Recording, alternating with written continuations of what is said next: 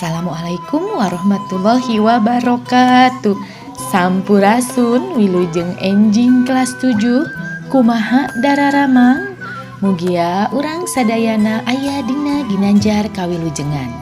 Wilujeng tepang deui sareng ibu dina pangajaran basa Sunda. Dina danget ayeuna ibu baris medar ngeunaan materi kaulinan barudak.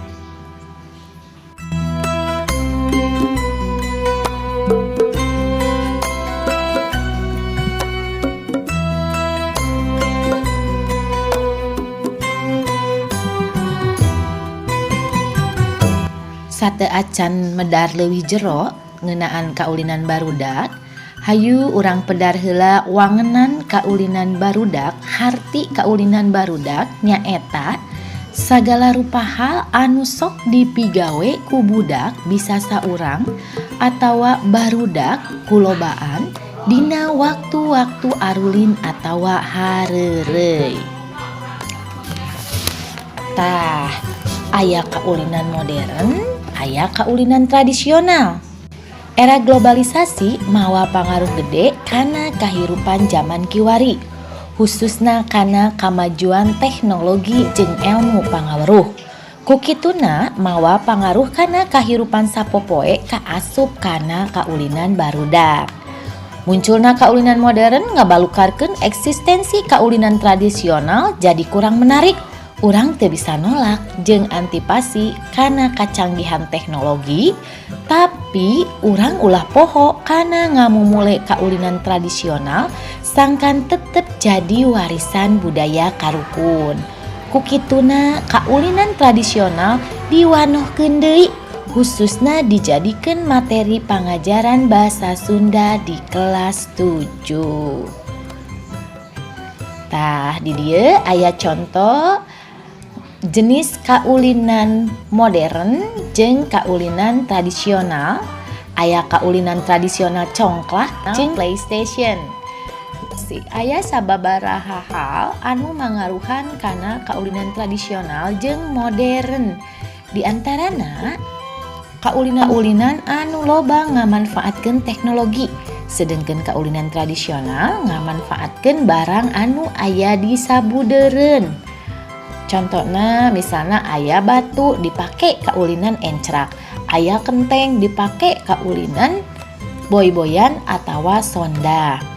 Tah, kusabab ngamanfaatkeun teknologi eta hubunganana jeung dunia virtual, jadi dina kaulinan modern mah kurang ayana gerak fisik. Lamun kaulinan tradisional mah loba ngalakukeun aktivitas fisik anu alus pikeun kasehatan. Tah, ayana oge ayana parobahan pola pikir barudak anu ulin tina asalna kaulinan tradisional kana kaulinan modern. Barudak anu resep kana kaulinan tradisional cenderung ngalaman kurangna komunikasi jeung boga sifat individualistis. Sedangkeun dina kaulinan tradisional mah ngajarkeun barudak pikeun gawe bareng, jujur, sauyunan, jeung ngalakukeun loba gerak fisik atanapi aktivitas fisik ya, leuwih sehat sabenerna mah. Kaulinan tradisional sabab ulah ngalakukeun gerak daripada kaulinan modern ngan saukur urang mencrong kana layar monitor terus otak dipaksa jang mikir tanpa ngalakukeun gerak fisik. Tah, ayeuna aya sababaraha rupa-rupa kaulinan. Aya nu dumasar kana prak-prakanana aya 3 rupa. Kahiji kaulinan budak awewe, kaulinan budak lalaki, kaulinan budak awewe jeung lalaki. Lamun dumasar kanu ngalakukeunana kaulinan nu dibarungku kakawihan, kaulinan nu teu dibarungku kakawihan. Contoh kaulinan dumasar kana prak-prakanana.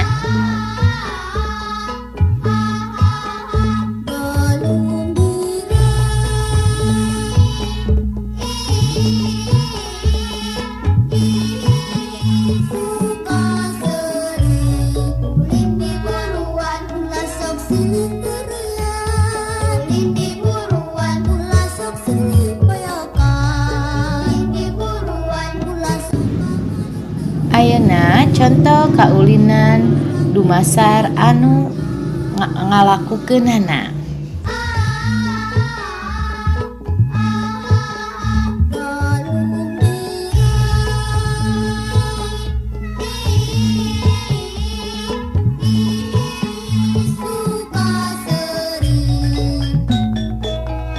Aya sababaraha manfaat lamun urang ngalakukeun kaulinan tradisional. Anu kahiji, pangajaran urang sangkan bisa hirup sauyunan, gawe bareng jeung babaturan. Anu kadua, silih ajarkeun pangabisa. Contona dina misalna dina kaulinan jajangkungan atawa egrang. Bisa silih ajarkeun kumaha carana maenkeun jajangkungan eta. Anu katilu, pangajaran supaya silih tulungan jeung papada jalma. Misalna dina kaulinan hayam-hayaman. Anu kaopat, ngajarkeun kumaha supaya ngagunakeun akal pikiran katut kabisa dina ngungkulan masalah. Teras aya oge ngautamakeun hirup motekar kusabab ngagunakeun bahan atau alat nu aya sabudeureun. Bisa jadi anu bahan-bahan anu geus teu kapake bisa dijadikeun alat pikeun kaulinan. Contona dina awi bisa dijadikeun lodong nya tetembakan. Anu kagenep nyaeta ngajarkeun kumaha carana ngamanfaatkeun sagala rupa nu aya di sabudeureun tempat ulin. Aya batu hidup dipake kaulinan encrak. Aya karung urut wadah beas bisa dijadikan balap karung. Intina mah kaulinan tradisional mere manfaat dina ngabentuk aspek ASK. A na attitude teh tata krama.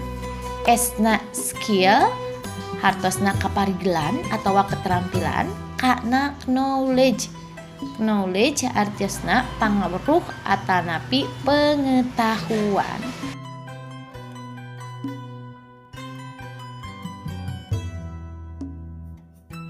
Sakitu anu tiasa ku ibu didugikeun pancena sanggeus hidup ngaregepkeun video tadi pek catat edaran materina, tuluy fotokeun hasilna kirim ka Google Classroom dina kolom catatan edaran materi.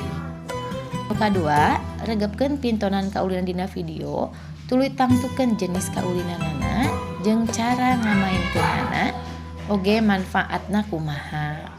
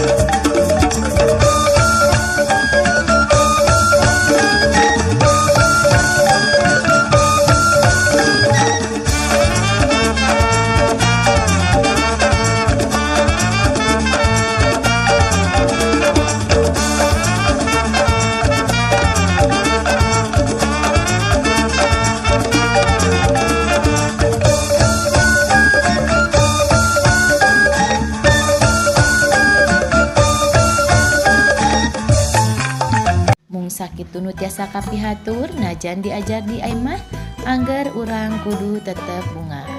Ibu sareng Ibu Mira Tantriani, guru bahasa Sunda di SMP Negeri 1 Cianjur, ngaulang kelas 7 sareng kelas 8.